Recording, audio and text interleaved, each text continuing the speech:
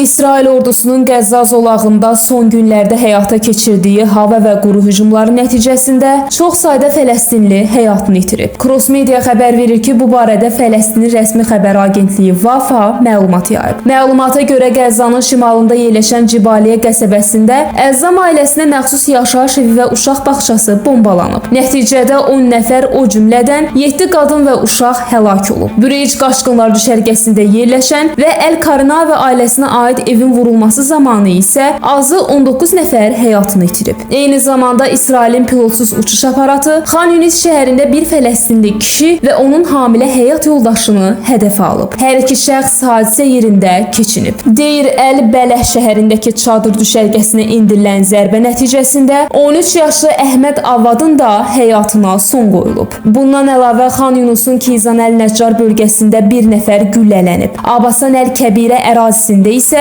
dağıntılar altından daha bir Fələstinlinin cəsədi çıxarılıb. Xatırladaq ki, ötən gün İsrail ordusunun Rəfahda humanitar yardım üçün toplaşan insanlara atəş açması nəticəsində 10 nəfər həyatını itirmiş, 60-dan çox insan yaralanmışdı.